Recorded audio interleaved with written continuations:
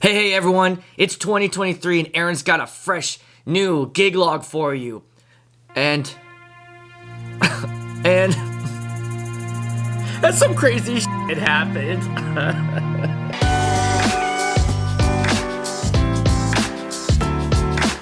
Let me get your take on this. Put this in the comments. Let's say that cocktail hour's going on. You just had a great ceremony. You turn around to look at your photo booth and the photographer is grabbing it by the top and just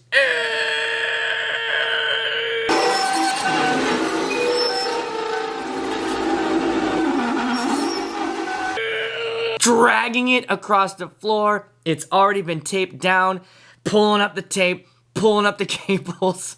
I feel like so many emotions are even hitting you right now, thinking that happened. And that happened to me. And I went emotionally from, hey, everything's going great so far, to I'm in a murderous rage. I just kind of calmly walked over and go, excuse me, what are you doing? Oh, I just needed to get this out of the way so we can shoot photos against this backdrop. Probably shouldn't just move someone's shit without asking, right? Oh, yeah.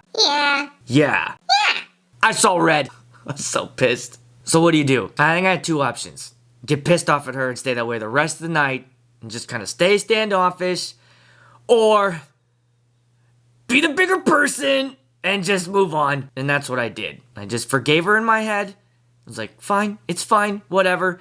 Moved on, had a night. She did say she was sorry in sort of like a, yeah, sorry, you know, like that kind of a way. Like, what's the big deal? Like, oh, sure, I'll just take your shit and just throw it in the pond. That is the same thing. It's equal. I guess I forgave her inside, but maybe not fully. I think there's still, like, you can tell, like 80% of anger towards this person, but god damn, what the nerve, right? The nerve of like grabbing somebody's thing and just dragging it out of your way. I don't know. That was a tough one to get over. So I had a wedding come up also that was stressing me out. It was kind of like one of those weddings where the one that I did had just ended, and on my drive home, I started stressing out about the upcoming wedding that weekend.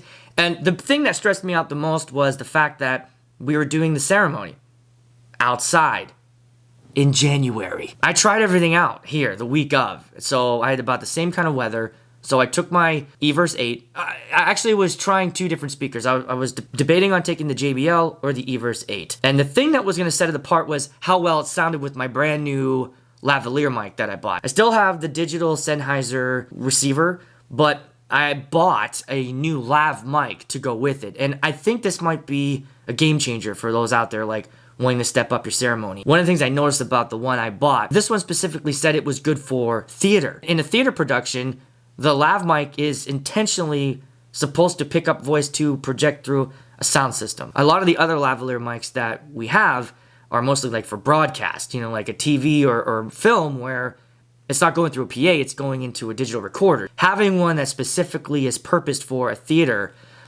performer, I thought would be a good fit. And so I did like an outside test with the mic, with the JBL and the Everse 8. And the winner was the Everse 8. I was shocked. It sounded way better. Like the highs were crispy. So I took it with me to the wedding. But I had to do that test outside. How's the speaker going to do? So I kept everything outside for 30 minutes. How's the wireless mic do? How does my iPad do outside? And that was my plan. I was just going to do the Everse 8, the wireless lapel. They were just repeating the vowels. There was no other readers. And then my iPad running DJ Pro. And wanted to see how that did. And, you know, for 30 minutes outside, 35, everything was fine. Everything ran. Doing like that check out there gave me a peace of mind that I can do this outdoor ceremony as long as the officiant doesn't go on some rant. And so I went up to talk to her like, hey, you know, it's outside. What are you planning on, like 10, 15 minutes? She's like, I think might go 20, 25. I was like, please don't do that. Don't do that to these people. Look around you. People are in skirts, okay? There's no blankets. There's no hot cocoa. Don't be out there and preach for 30 minutes. I think she took that to heart. The ceremony went about 15 minutes. Everything worked great. The Everse sounded really, really good. And help us also to be ever mindful of who you are, who you always have been, and who you will be forever. Amen. And now the marriage vows. You're holding hands so that you may feel the gift that you are to one another. All right, Alyssa, here we go. I, Alyssa, take you, James. I also take you, James. To be my husband. I ended up using that as my remote speaker in the room as well.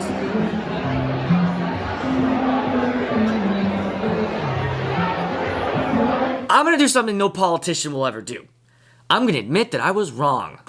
Just one of them say they were wrong. I'm leaning now a lot more towards that Everse. That really impressed me. At my wedding, using it for the ceremony and using it as a filler speaker, it was great. Oh, I figured out how to power up my Sennheiser wireless receiver with the Everse 8. And I'll put a link in the description to the cable I bought. It was just a 12 volt.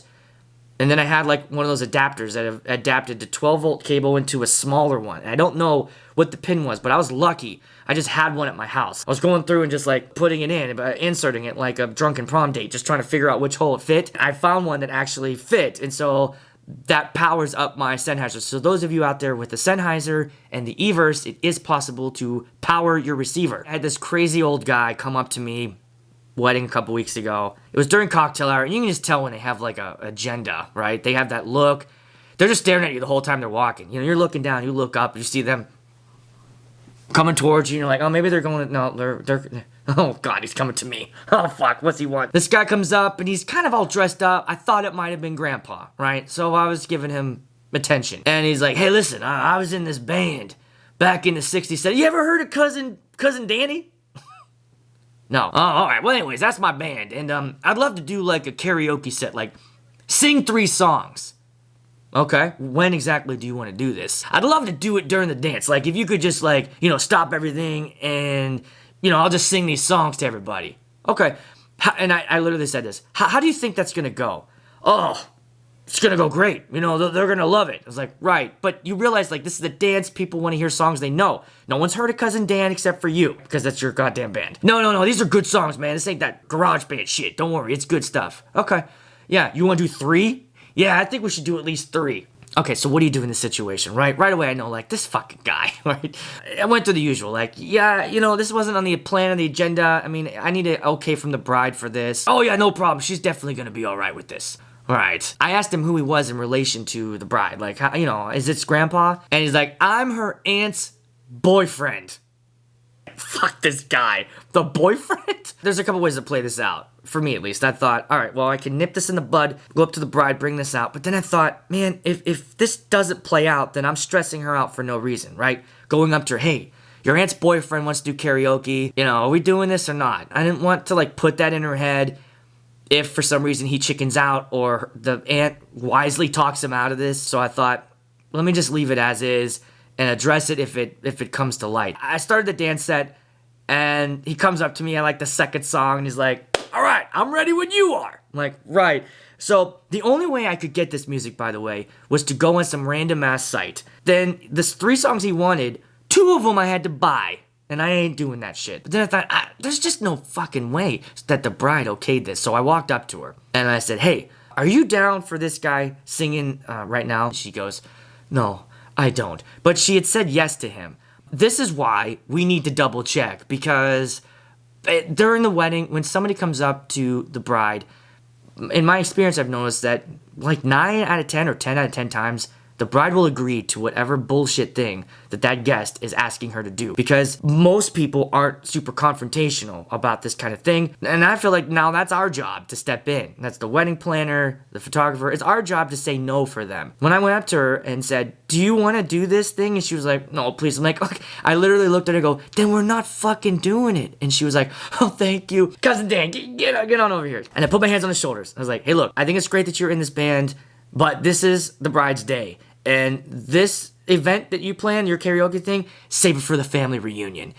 And to his credit, he was like, all right. And he let it go. He still danced. Like, he didn't pout off or run off or be like, this is bullshit or whatever. Or like, fuck you, DJ. He didn't do any of that. It ended up going the right way. But for me, that was just like, again, even for you guys out there, if you're ever in this, feel free to step in for your client or your couple. Don't let a guest hijack their day for their bullshit ego moment that they're trying to set up for themselves. If you agree with any of that, hit that like button and the subscribe. It seems that more and more couples are moving away from doing the hitting the glasses and kissing. My couple this last weekend created like a kissing menu where if you hit the glass, you had to like answer a trivia question, sing a song in front of everybody, or just straight up give them cash. That seemed to work, but I did a wedding right over here if you want to watch another one where they kind of had some cool ideas for that. So go over there and check it out, and I'll see you at the next one.